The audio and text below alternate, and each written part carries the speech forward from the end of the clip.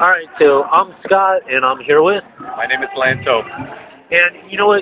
Coming to this festival, obviously we got a little bit of it damp weather, but you know what? Seems like the spirits are still high and stuff. No matter what, all the people are all out here in good spirits and stuff. What's your opinion so far? Yeah, definitely. I've seen one of the biggest crowds I've seen here. In the early part. Normally you don't see so many people so early. There's always a little rush as the gates open up, but the crowd, the amount of people that were here by 3 o'clock was already in the thousands, and now we're looking at it's only 4:30, and we go till 12 o'clock tonight. But as far as the spirit, the vibe is always good here. I love the fact that they moved it from the amphitheater to the back of the amphitheater where it's more open, more trees, and it just kind of enhances the vibe that's already there. Yeah, and it also enhances a lot more people are able to dance miles back, too. For sure, and I think that was one of the main reasons was because the amphitheater became too small, and this kind of gives it more of a free vibe. It's more open, it's more conducive to people feeling a little more relaxed, and being outside and reggae just go hand in hand, and a little bit of rain, it's definitely, as you said, it's definitely not dampering the vibe here at all. And what do you think of it? I mean, this is an ongoing festival. This is not the first year. Right. What do you think of it from where it began to where it is now? Well, the festival, I was there in the beginning. The first 6 years, I used to MC the first half of the show, and it was free, but you had to bring 4 cans of goods. And, and then, obviously, production got bigger, got better, costs get more and more. But I think they've managed to stay on top of this being the preeminent reggae festival in South Florida, and have always produced a really good show. There was a time where they were doing more than just reggae or Caribbean music, and I think they tried, and some of that worked, and I think it helped them get through some periods where the music was not as strong as it may be as today, and now today they always get the cream of the crop each year for at least the last 5 years when they kind of went back to just doing reggae music, and I still think it's the preeminent reggae festival, if not just in South Florida, in all of Florida, and definitely one of the biggest on the East Coast and the whole U.S. In festivals like this, especially with reggae as a whole, I mean, the message is so important, and that's why I feel like a festival like this, I mean, as good as it could have been with collaborations of other genres, you know what? With trying to do a festival of reggae, the message is so important, and it might have been a little bit less justified mixing it up. What's your opinion of that? Yeah, I would agree with you. Reggae is about upliftment, positivity, love, unity, talking, fighting against those things that don't promote that. And this festival was started by Bob's mom and has always been, their whole movement has always been that. Bob was a rebel he came out of the ghettos and was talking about struggles and, trying to make himself and his life a better person. And I believe, that's what reggae has always done. It's always pushed a positive message. We're talking reggae music, and that is about positivity. And that's what this festival represents. Not only does it bring good and the best in reggae music, but this festival also benefits now the Curly House, which basically feeds anybody that's hungry, and that has always been a very big and intricate part of this festival from day one. It's always about donating food and doing something for the homeless, the helpless, the hungry. And they've always been very adamant about that. They've never steered from that, which is very good in 17 years. Even when gate sales were, I'm sure, out the door, they've always had that as a focus and giving back. Which obviously you can see, I mean, from the second you enter, all the donations that are going towards Haiti relief and stuff like that. I mean, how difficult is it to kind of choose one charity over the next?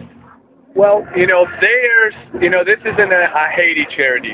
Let me clarify that. This is their their charities have always been focused on feeding the hungry. They used to deal with Camilla's House, now they're dealing with Curly, which is in the heart of the ghetto in Miami, and there's no prerequisites. If you go there and you're hungry, they feed you.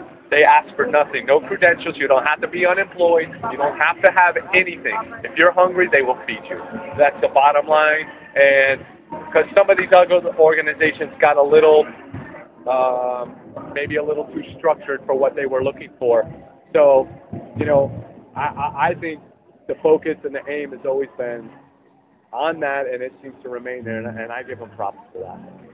How important do you think it is with some of these artists and stuff trying to stay loyal to their roots when there's that kind of niche breaking into the mainstream, like a group like with Shaggy, Buju Banton, and so forth? Well, everybody wants to see success in whatever it is they're doing, whatever their heart is in, and whatever their passion is. And this is definitely one of the festivals you want to be on if you're in that genre of reggae music. Now, speaking of somebody like Shaggy crosses lines. He goes from reggae to dance halls even. He's almost as much a popular artist as he is a reggae artist and a dance hall artist. So, sometimes you have to have those artists to appeal to a broader scope of people. Now look at Marley. He stuck to his roots his whole career. Yeah, he infused a little bit of rock and roll.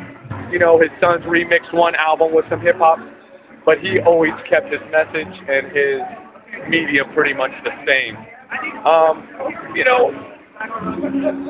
I don't see anything wrong with it. I used to be just straight hardcore reggae. Excuse me. But it's all at the end of the day, it's all still music, and as long as it's positive, I think it will fit with this festival. And in the future with yourself, this festival, what do you see as upcoming changes or anything down the road that you guys are working to do? Well, I may be the wrong person to ask for that. I'm not so much involved in that aspect of the festival. I from my perspective, I think it's to kind of keep the focus of what we talked about. Keep it a reggae festival, keep it positive, keep feeding the hungry, and trying to always bring the best artists there are for that year in reggae music. And this is also a festival that the Marleys are always on. And I know the festival kind of works around that. What about with your company with Kulcha Shok music and stuff? How are you able to infuse surfing really with the music? Well, when I was a kid growing up surfing, we listened to either rock and roll or we listened to reggae. And I made a decision probably in about the year 2000, 2001, that I said, you know what, I'm taking reggae back to surfing, because that's how I know it. And you look at every surf band that comes out today now, they have some sort of reggae song, something that's influenced. What surf music is today isn't the surf music I knew of.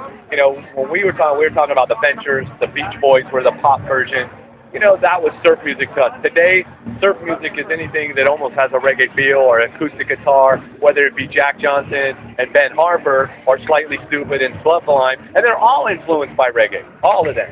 So it's, and it's natural and a clean-hearted vibe that surfing has is a very similar vibe that you get from reggae. And so it was something I felt was natural to take it back, and I wanted to bring reggae back to the surfing community. And so that's where that comes from, because that's how I knew it. That's what I grew up with. And just closing, is there anything you want to tell anybody about future projects, maybe with your company, or just really anything in general that you're hosting? Well, as far as Kulcha Shok is concerned, we basically try to involve ourselves with anything that is reggae-oriented, but it is positive as well. And we love combining the surf and the reggae stuff together. We do a monthly party of that. We have a solid roots reggae night we do every Sunday at Jazzit. We're starting a new one on Fridays at Jazzit. We're going to kind of incorporate a little bit more up-tempo stuff like some dance hall some hip hop, maybe a little R&B, but keeping it all positive with live bands as well. And you know, we're working with a lot of bands. A band called Mixed Culture, Root Shakedown, Jaffe, The Resolvers, Fourth Dimension, Don Shaw, Stampede. A lot of the bands I work with intricately. Getting back into production, looking to put out some albums, some music, get all that going, and I'm always looking for that next avenue or whatever. You know, I'd like to get back into doing a little bit more radio, get my TV show going again, and I mean, I can go on and on, but you know, those are the focus, and just wherever the music is, you know, I always like to be a part of it and want to help if I can. All right, well, I appreciate